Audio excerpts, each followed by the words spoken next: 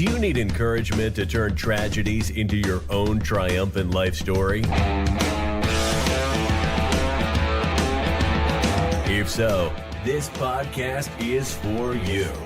Listen to powerful guests who have persevered through challenges so you can gain strength to build your championship life. The host of Professor of Perseverance podcast, Dr. James Purdue.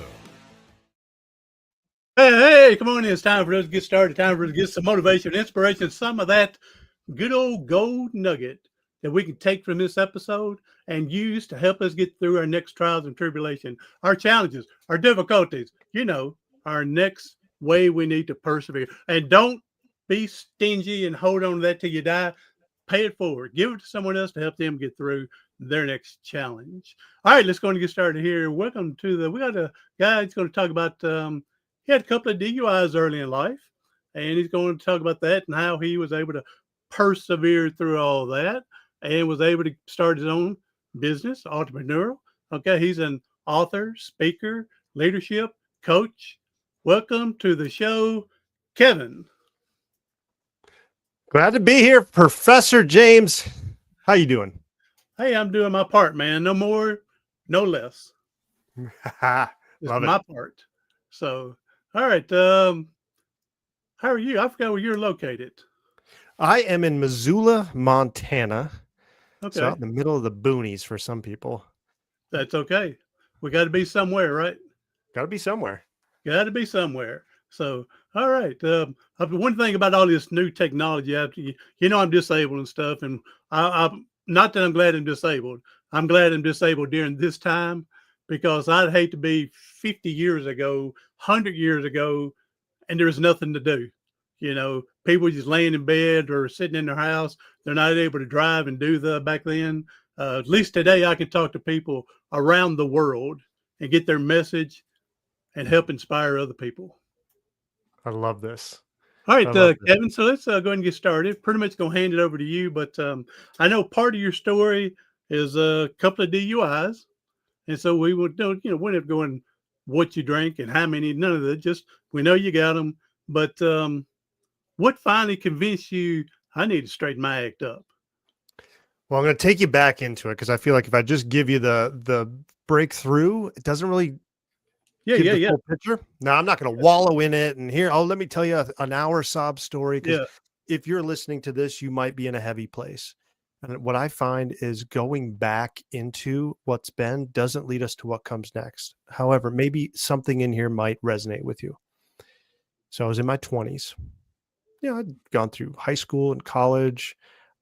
I drank on nights and weekends, and I thought it was social and having fun.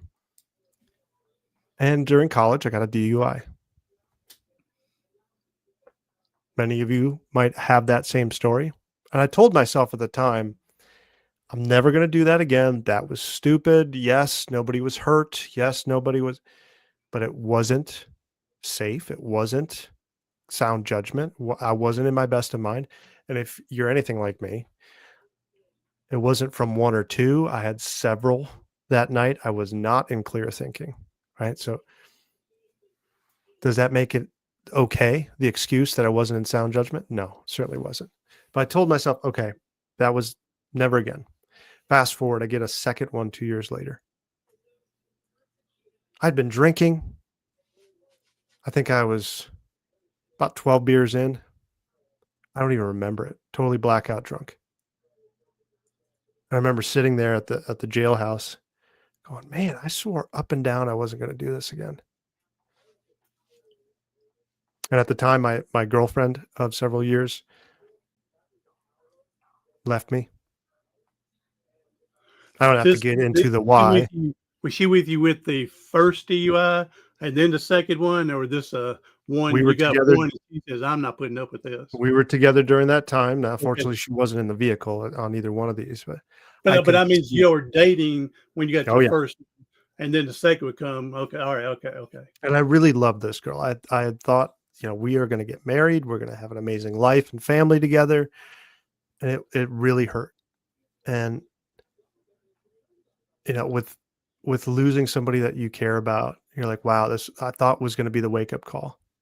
I was like, all right, this is not just feedback from a legal perspective. Like people in my life are telling me not just about a DUI, but like how you're showing up is not working for me. It was clearly a symptom of much deeper things. And I swore up and down, no way, never going to happen again. But then fast forward another couple years later, and I had a third. I remember sitting in that jailhouse for weeks on end thinking about all the people I've had damage in the relationship with. Just because I have a DUI doesn't mean it alone is enough. I had to think about how many relationships did I have a rift with? What am I doing to my health? What's going on with my direction, my career, and where I could be going? I'm limiting opportunities. I'm not showing up as my best. I'm missing work. I'm showing up tired, hungover. They're putting up with it. And I collected all the evidence here of like how many different times had somebody been like, yo, Kev, you gotta tone it down here, or that was completely unacceptable in how you showed up last night. Right. And I could go over again and again in my mind, like hundreds of different points of feedback. And I was like, man, the evidence is right around me. Why have I not been taking it in? I've been downplaying it, pretending like it's no big deal. And then I fast forwarded. I'm like, where am I going to be? And I think this is for everyone here. If you're listening to this, it's like, where am I going to be if I stay in what I'm in? And I played it out. I could swear up and down. I'm in my 20s at the time. Like I could swear up and down right now in this moment where I feel heavy. Never happen again. No way. But I did that the last two. And here I am at a third. So what's the likelihood that over the next 10 years, 20 years, 30 years, 40 years, however long I continue, what's the likelihood that I could find myself even swearing up and down in a place where I've had one too many and I make poor decisions again? And I thought the likelihood's pretty high based on who I'm hanging around, how much I'm drinking, how deep it's gone with the relationship I have with alcohol. Okay, so it's likely I'd get a fourth. Now, what would happen if I got a fourth? I could be in prison. I don't want that outcome. What's the likelihood I could get behind the wheel and hurt or kill myself? Ooh, that's pretty high. But this last one really got me. It was like, what's the likelihood that I could get behind the wheel, even if it's a year, 10 years, 20 years from now, and I could hurt or kill somebody else? I have to live with that. Yeah, that should have got me on the first one. That alone should have got me on the first one. But it took me 3 to wake up and realize I am going nowhere, pretending and downplaying that whatever I'm in is no big deal. Oh, I'm just having fun. I'm just in my 20s. Yeah, what a reckless night. But it was a symptom that I had to, I say symptom like an action of being in relationship with this alcohol, that I had to go to work on a lot of deeper stuff. Why am I drinking? What's showing up for me? That I need some visceral state change to escape, connect, feel comfortable in my own skin, on and on and on. And while I didn't have answers in that moment, I'm like, none of these outcomes of going to prison, her killing myself, or potentially her or killing somebody else, even if it's not tomorrow or next year, sometime in my life, like I can't live with any of those. And that was, and I like to say this for others, because think about this in your own life. Nothing changes, and there's no real reason to change until the impact becomes great enough. I want you to think about this. If you're listening to this, what are some things in your life that you've shifted or you've changed?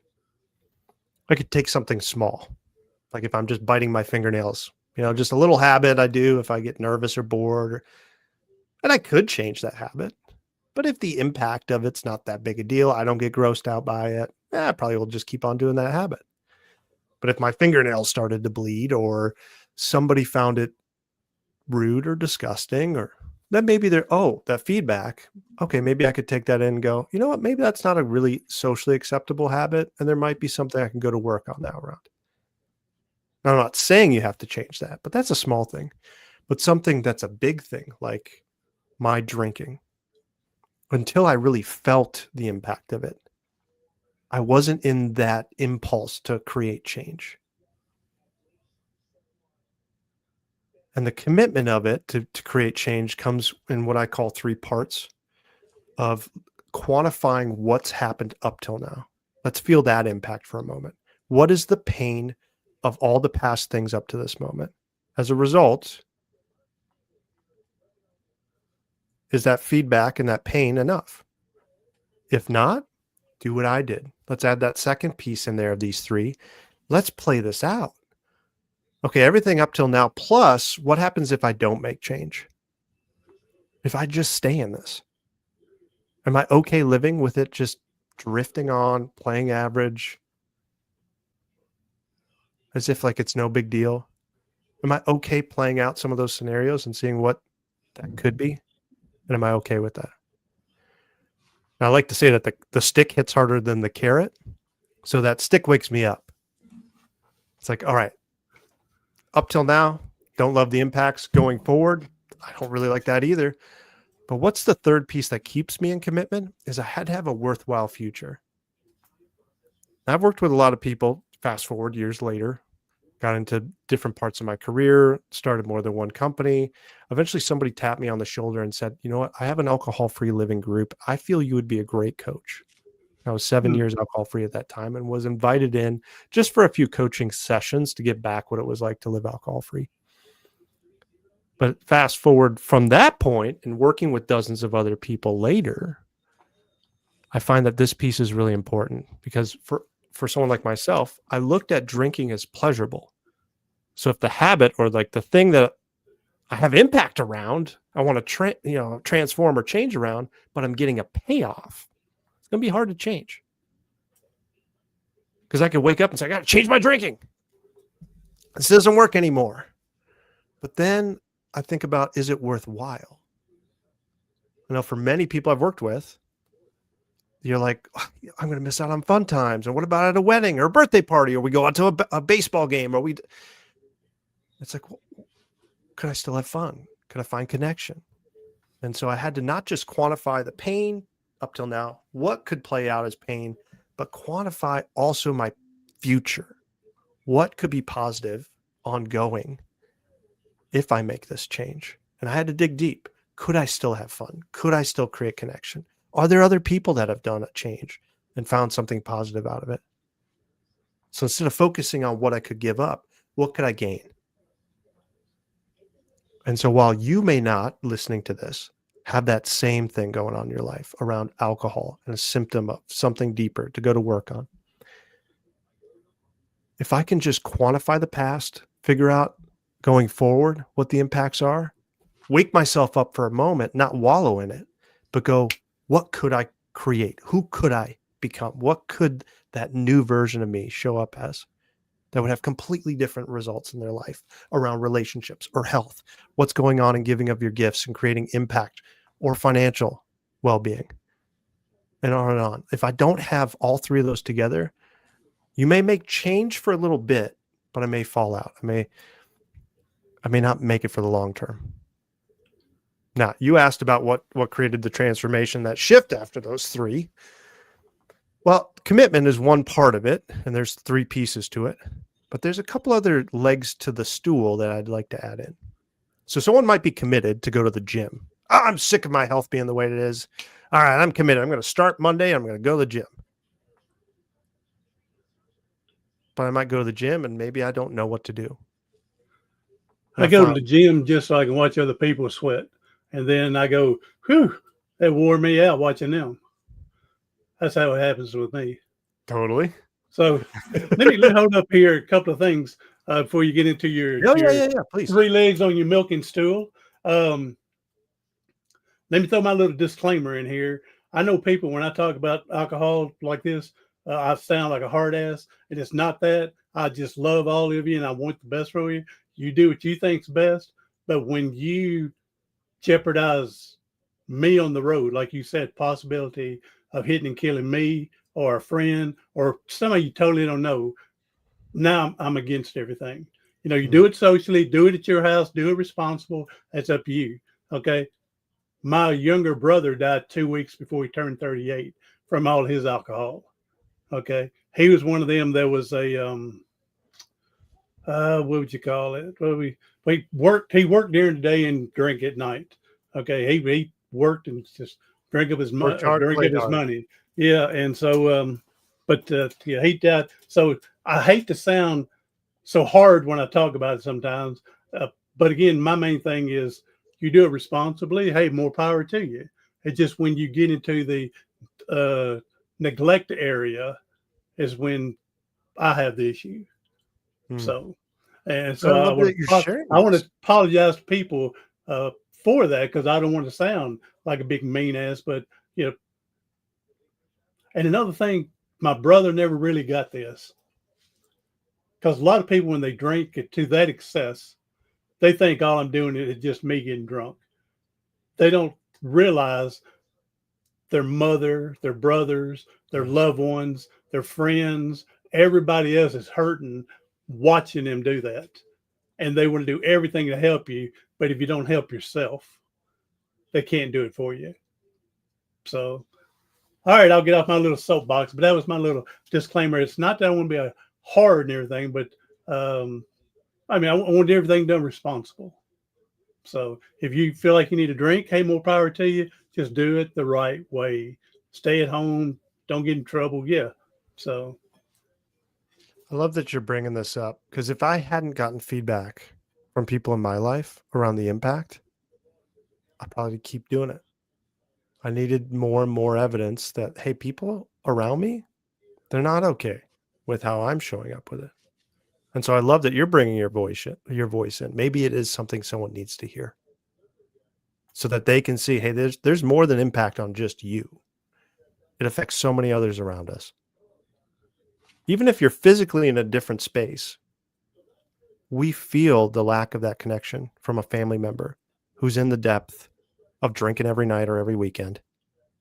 Or even if you're a weekend warrior, what it's like to not really feel the full presence and connection to somebody that's lost in that addiction or that behavior. And I don't like to necessarily use the word addiction, because I don't like to put identities on folks. I find that can be a disempowering piece. However, it's important to know that you can get into a situation where there's chemical dependence or emotional dependence.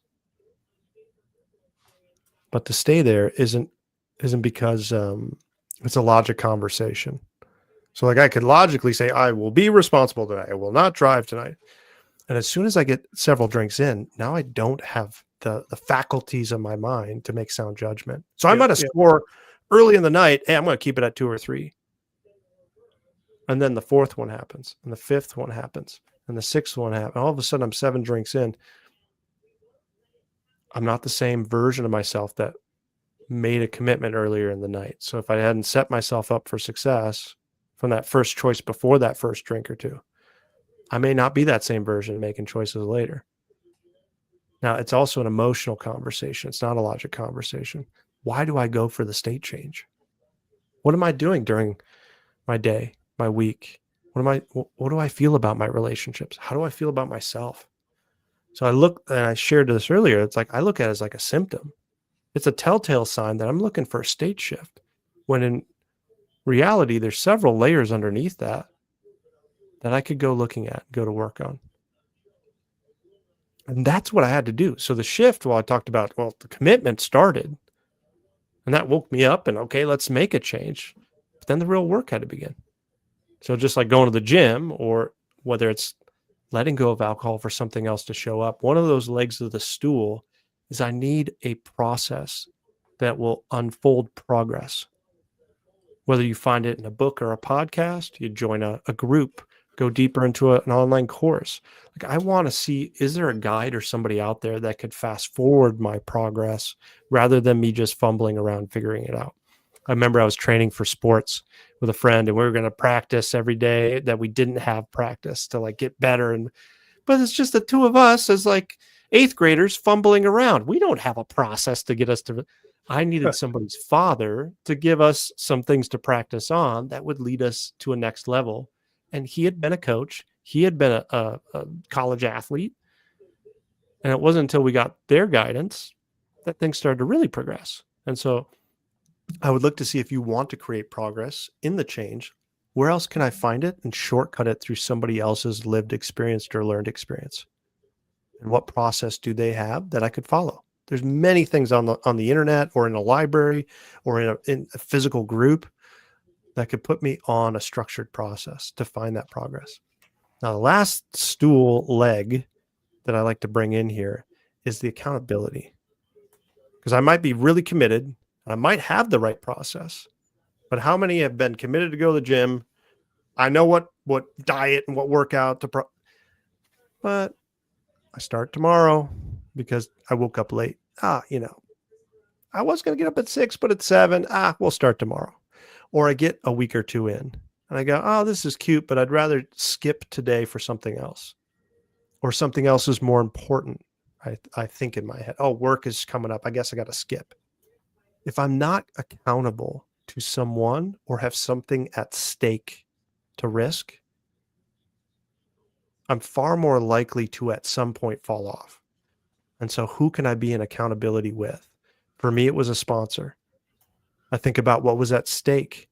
I've joined programs in the past where I've paid hundreds or even thousands of dollars to learn a process, to create change. And I don't want to lose out on my hard-earned money that I put towards that change. I want a return on that investment. So if I have someone that I'm accountable to and perhaps something at stake, I'm far more likely to follow through.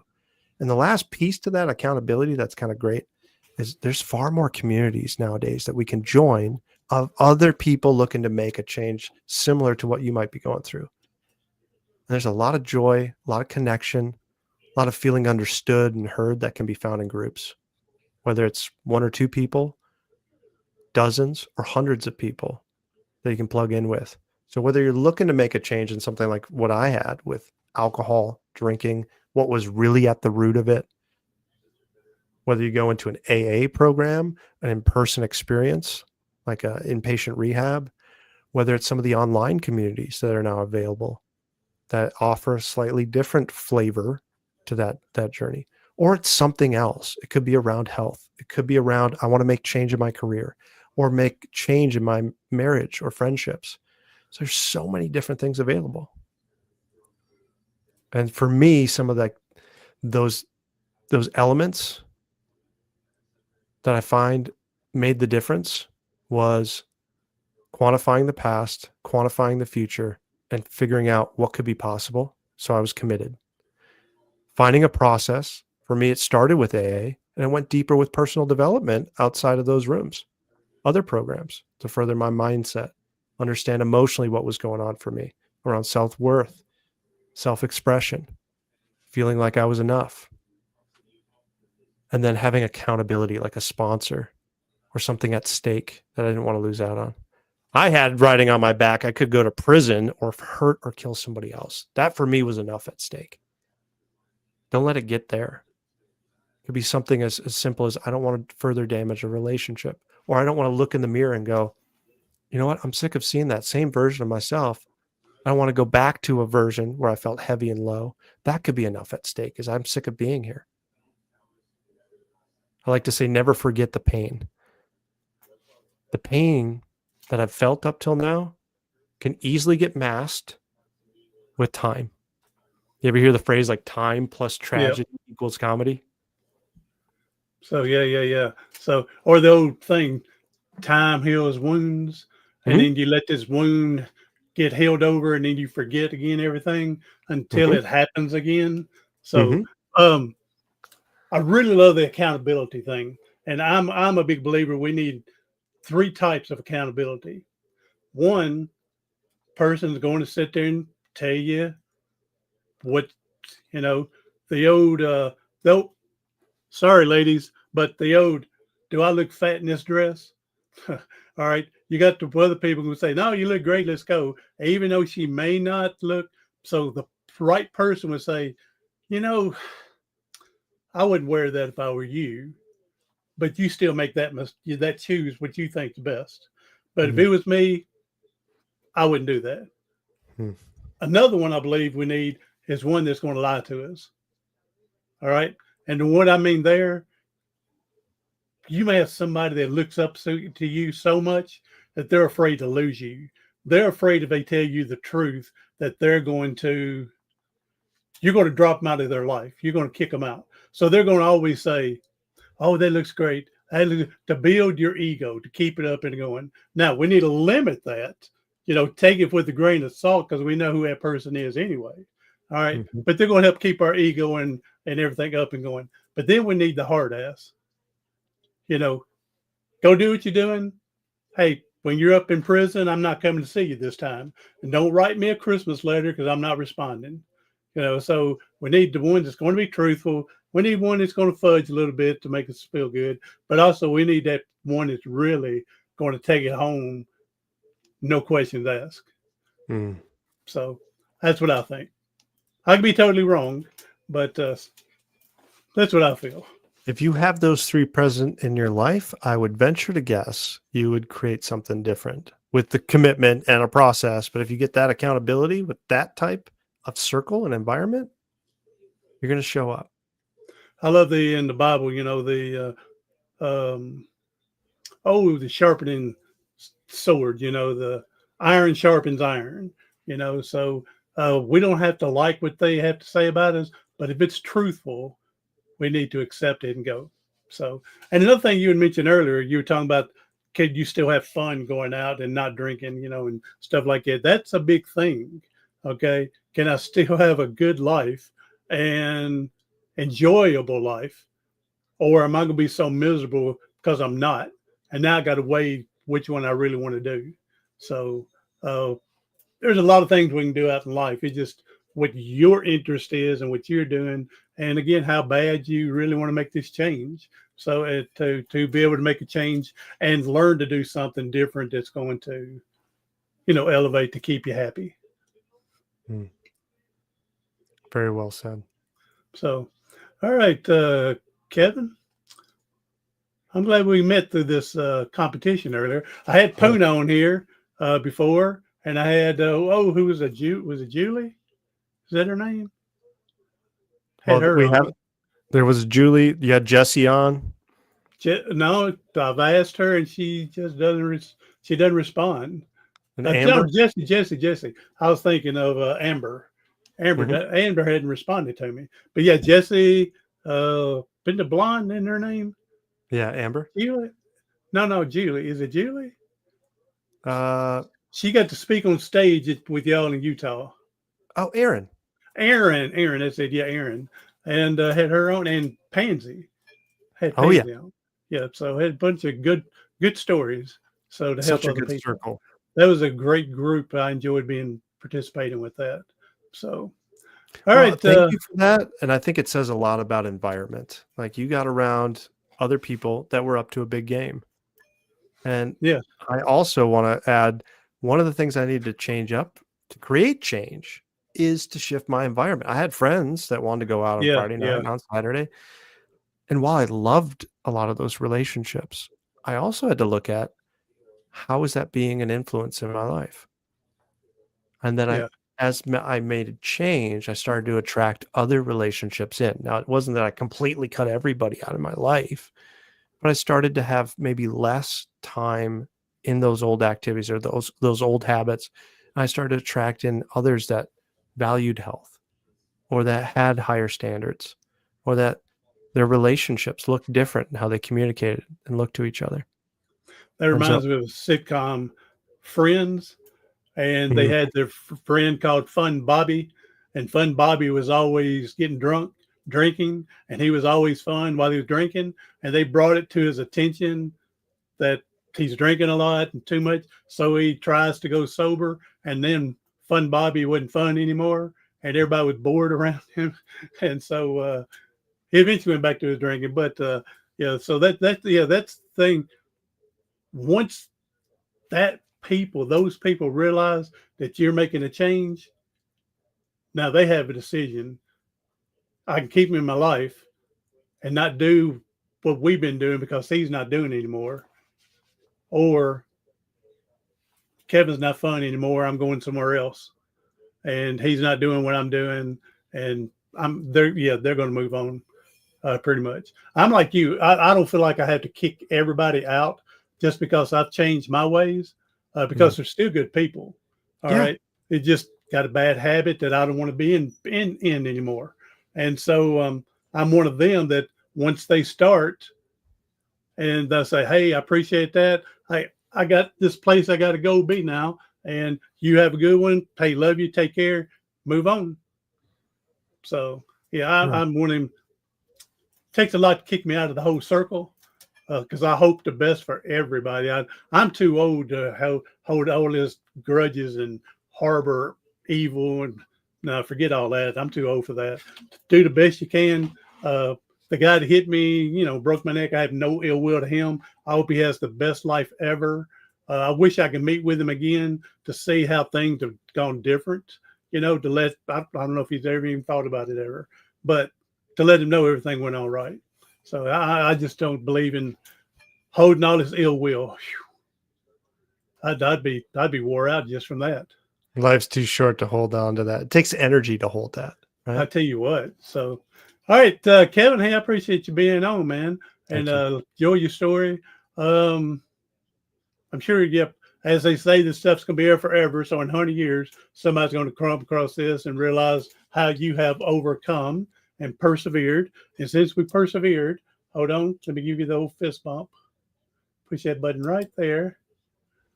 All right. So, all right, Kevin, appreciate it. Hey, give everybody your social media, any coaching groups you're doing,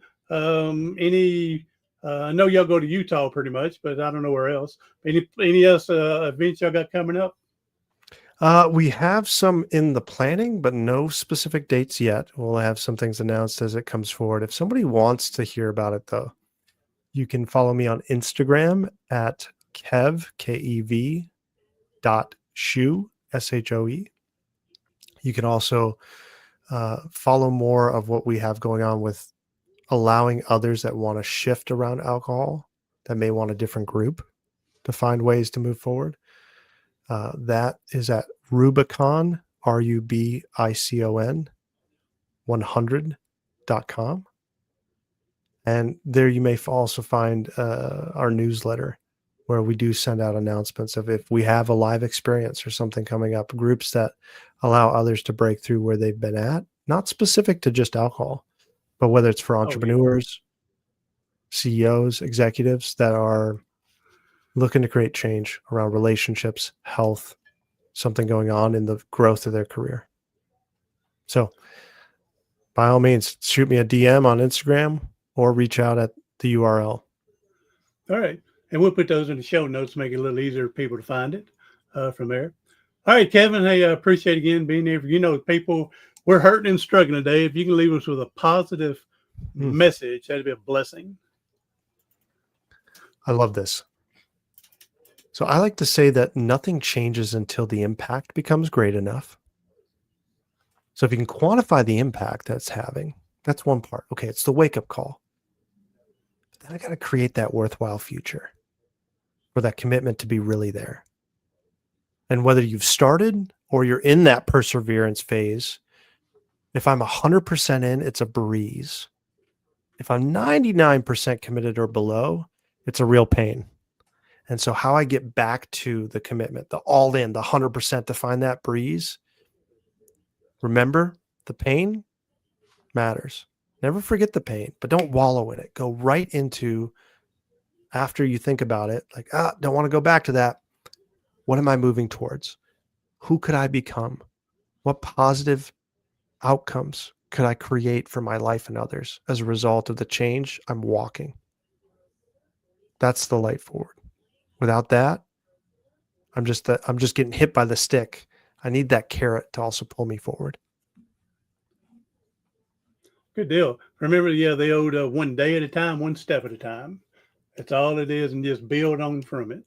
So, all right, Kevin, thank you for being here.